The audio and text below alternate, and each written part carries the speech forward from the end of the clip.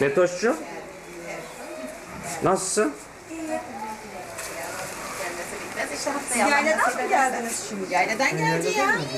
Metin abi şu anda Evet. Sen de olmazsan hiçbir hatıra olmuyor. Gel bakayım. ne yapayım Metin abi? Merhaba. Böyle.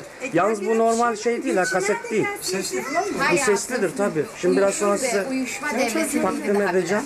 Gelme Toşka. İrhancığım sen oradan kalk. Bak Gel bir öpüşün. kıplayıp kıplayacak kimse yok.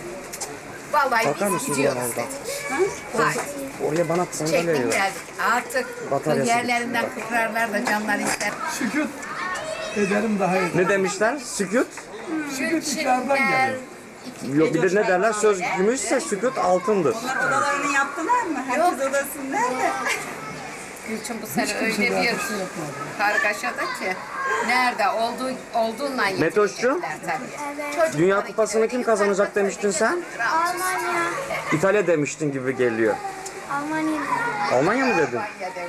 İkinci kim olacak demiştin? İtalya olacak dedin değil mi? Ama Arjantin oldu. Zaten kurban telaşı.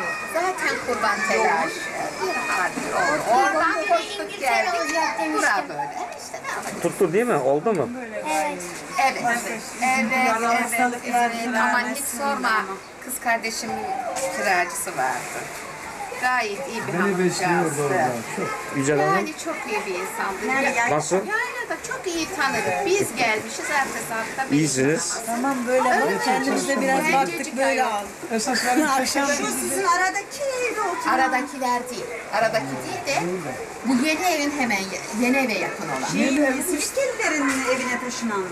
Şeyin evine. Yok Betül Ayfer. Betül'ünkine değil. Hayır, Ayfer'inkine Ayfer'in evine. işi. İşte onu diyorum. Ayfer'in evine taşınan. Ya. Ne oldu? Gençti o. Öyle mi?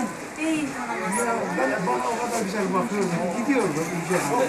Tanımazsın. Bana börekler sabahleyin kahvaltıda börekler geliyor. Götür gidiyor diyor. Yani hiç bildik Börekler. keşke gitmeyeydik. Böyle iyi Keşke yemekler. tanımayaydık Son diyorum. dakikada gördünüz. Son Daha dakika. çok kaç yaşında hiç gitmez.